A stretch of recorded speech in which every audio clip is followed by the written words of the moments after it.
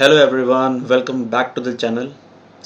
आज जो हम टॉपिक डिस्कस करने वाले हैं वो है compliances for a private limited company. जैसा कि आप जानते हैं ये financial year that is 2024-25 and हो गया है। आपको जितने भी कंप्लायंसेस आप पे एप्लीकेबल होते हैं वो आपको करने पड़ेंगे। I am talking about a private limited company. आपको समझाने के लिए मैंने जो कंप्लायंसेस है उनको 3 पार्ट्स में बाँट दिया है।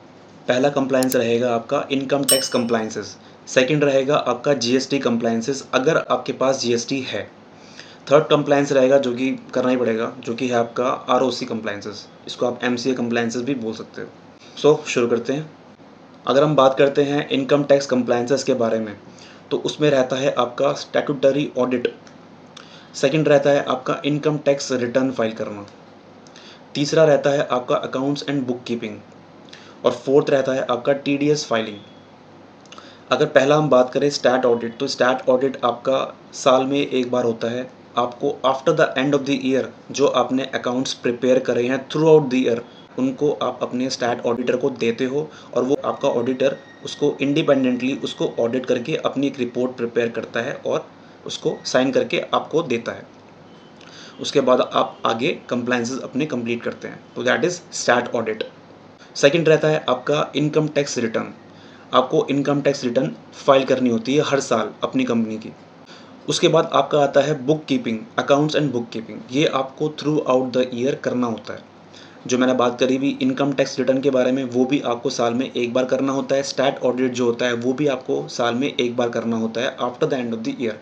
बट जो बुक कीपिंग होती है, अकाउंट्स होता है आपके, वो आपको through out the year maintain करने होते हैं। जैसे जैसे आपके एक्सपेंसेस होते हैं, जैसे आपके बिल कटते हैं, इनवॉइसेस जनरेट होते हैं, तो उसको आपको मेंटेन करना पड़ता है डे वाइज। हर दिन के हिसाब से आपको अपने अकाउंट्स मेंटेन करने रहते हैं। इसके अलावा रहती है आपकी टीडीएस की फाइलिंग। आपको टीडीएस की भी फाइलिंग करनी रहती है। अगर टीडीएस आपका बनता है फाइल करना, तो वो आपको वो भी एडिशनली करना पड़ता है। उसकी भी फाइलिंग करनी पड़ती है, टीडीएस जमा करना और तब फाइलिंग करनी होती है।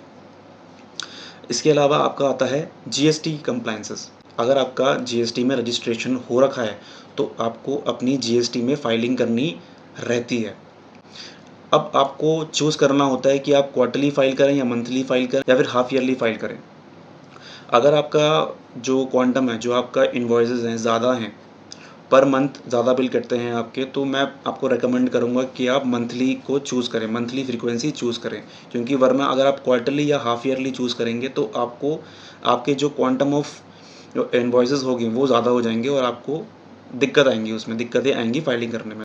इट इज़ बेटर कि अगर आप ज़्यादा बिल कट रहे हैं तो आप मंथली ही जाइए, और अगर क्वांटम कम है, कम बिल कटते हैं, तो हाफ ईयरली और क्वार्टरली भी आप चूज़ कर सकते हैं।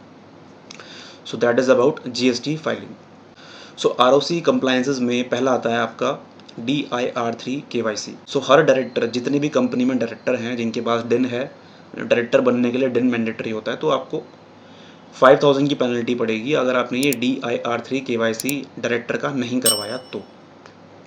उसके अलावा होता है आपका ऑडिटर अपॉइंटमेंट। अगर आपकी कंपनी का ऑडिटर अपॉइंट नहीं हुआ है तो आपको ऑडिटर अपॉइंटमेंट करना पड़ेगा। उसके लिए आपको फॉर्म फाइल करना होगा ADT1। इसके अलावा हम आते हैं AOC4 में। AOC4 भी फाइल करना होता है आपको ईयरली, जिसमें आपके फाइनेंशियल स्टेटमेंट फाइल होती है। इसके अलावा आपको MGT7A या फिर MGT7 फाइल करना होता है। MGT7A is for small company and MGT7 is for other than small companies. इसके अलावा जो MGT7 होता है उसके अंदर आप अपनी एनुअल रिटर्न फाइल करते हैं, जिसमें आप अपनी डायरेक्टर की, शेयर होल्डिंग की, कैपिटल की, कैपिटल स्ट्रक्चर की, शेयर ट्रांसफ़र की, इन सब की इन्फॉर्मेशन देते हो। एक होता है आपका फॉर्म MSME फॉर्म। ये फॉर्म जो होता है ये कुछ कंपनीज़ में ही एप्लीकेबल होता है। इसके लिए भी मैं एक डिटेल्ड वीडियो ज़रूर लाऊंगा आने वाली वीडियोज़ में कि किन कंपनीज़ में ये फॉर्म एप्लीकेबल होता है। तो जिन भी कंपनीज़ में ये फॉर्म एप्लीकेबल होता है उन्हीं कंपनीज़ को ये फॉर्म फाइल करना रहता है, और इसकी फ्रीक्वेंसी जो होती है वो साल में 2 बार आपको ये फॉर्म फाइल करना होता है।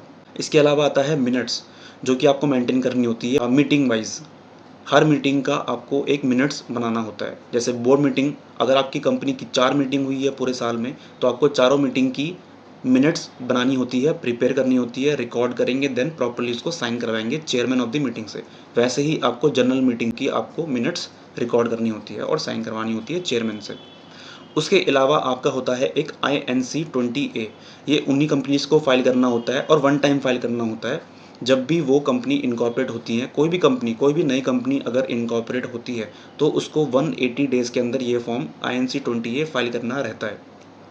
अदरवाइज़ उसको पेनल्टी पे करनी पड़ सकती है और इवन कंपनी स्ट्राइक ऑफ हो सकती है, अगर ये फ़ॉर्म टाइमली फ़ाइल नहीं किया आफ्टर इनकॉर्पोरेशन। सो काफ़ी इम्पोर्टेंट फ़ॉर्म है ये वाला। उसके अलावा आता है आपका DPT-3, ये DPT-3 फॉर्म भी आपको फ़ाइल करना रहता है साल में 1 बार। तो कंपनी ने अगर कोई भी किसी भी तरह का लोन लिया हो या एडवांस लिया हो, स्पेसिफ़िकली कोई कंपनी जैसे कि आप कोई बिल्डर कंपनी होती है, कंस्ट्रक्शन कंपनी होती है, काफ़ी एडवांसेस ले लेते हैं, तो उन एडवांसेस की भी रिपोर्टिंग आपको करनी रहती है DPT-3 के अंदर। कोई सिक्योरिटी डिपॉज़िट भी लिया है आपने, तो भी आपको इसमें इस फॉर्म के अंदर इसकी रिपोर्टिंग करनी रहती है। सो ये पूरी एक वीडियो थी, कैसे-कैसे कंप्लायंसेस रहते हैं एक प्राइवेट लिमिटेड कंपनी को रन करने के लिए। सो अगर आपको ये वीडियो इन्फॉर्मेटिव लगा हो तो आप ज़रूर लाइक करें, सब्सक्राइब करें चैनल को, और हम आने वाली वीडियोज़ में डिटेल्ड वे में हर एक चीज़ को डिस्कस करने वाले हैं। सो सब्सक्राइब करना ना भूलें। Thank you so much for watching.